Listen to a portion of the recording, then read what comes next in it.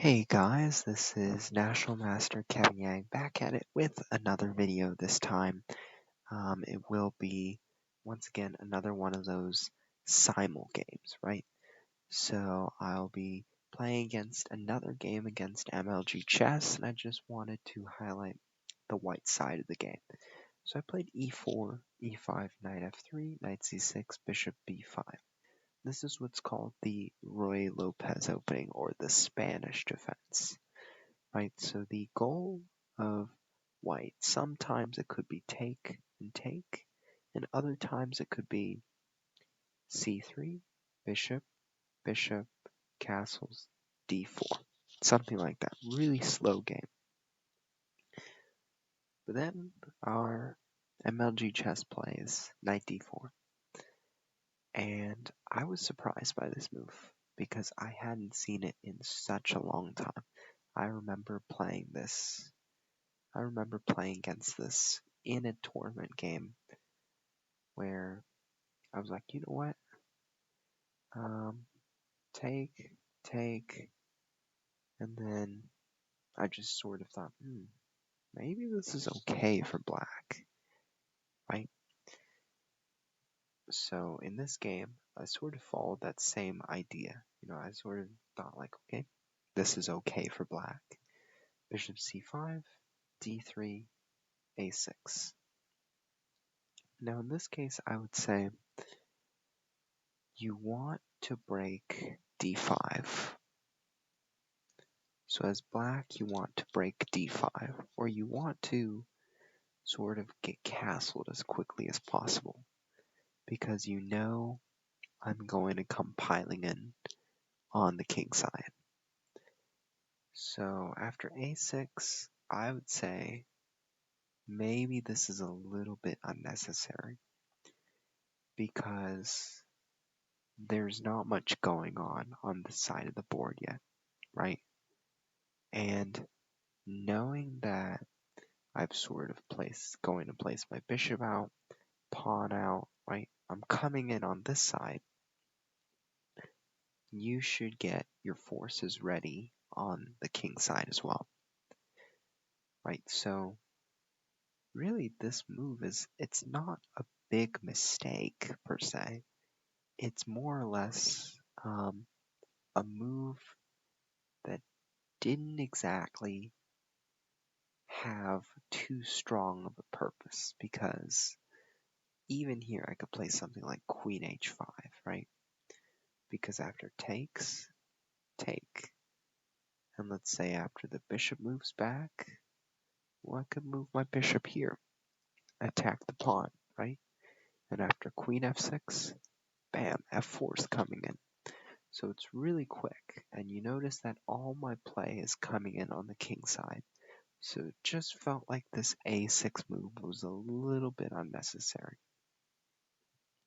But after a6, bishop c4, knight e7. So any other move here, I thought, even queen e7 would work. Even, let's say, d6 would work. Knight f6, I don't know, because of e5, right? And after d5, takes, takes, and takes. Rook g8, queen h5, threatening here, threatening here. It looked very dangerous. So d6, queen e7, whatever to do with protecting this square, it was fine. This move, however, gave me the idea. So I took, takes, queen h5.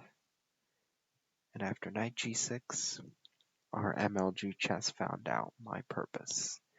Queen takes bishop. So you notice from that trade, I profited one pawn, right?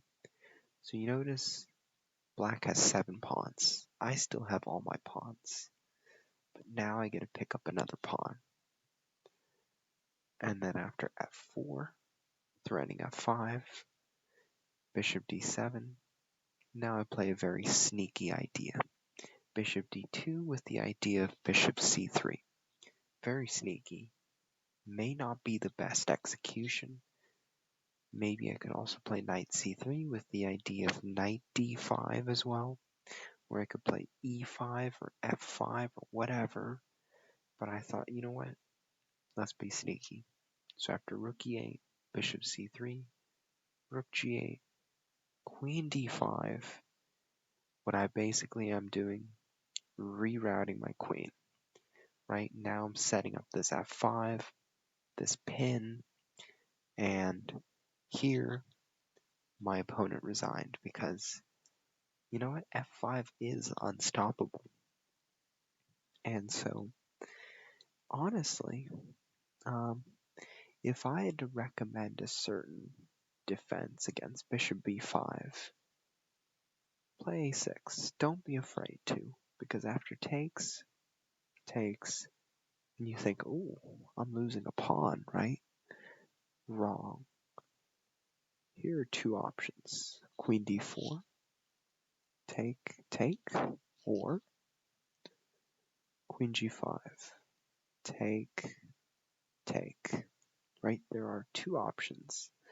So it really depends. So usually players will go bishop a4, knight f6, and sometimes they will go castles. Sometimes they will go d3, right? So after castles, some people play knight takes e4, d4, and then, sometimes it'll look like this: bishop b3, d5, d takes, bishop e6. So this is completely theory. You could also look for d4, knight d6, I don't know, something like this: d takes, knight f5, queen takes, king takes, rook d1, king e8, knight c3, bishop e6. This is, I don't know, something like this is called the Berlin. It's very dry. Sometimes white wins, sometimes black wins. It's very dry. Sometimes the idea is just bishop here, or play h5, maybe b6, c5, reroute the bishop, but it's very dry. So this Spanish opening is intended to play long games, right? It's for strategic people, it's for grandmasters, it's for people of all ages, of all skills, but it takes a while to really master these middle games, end games, all these positions and stuff. And so that's what the grandmasters are good at. They have the patience, they have the knowledge, and all they need is the technique, right? So another line could be g6. Very weird because after takes, same thing that happens, right?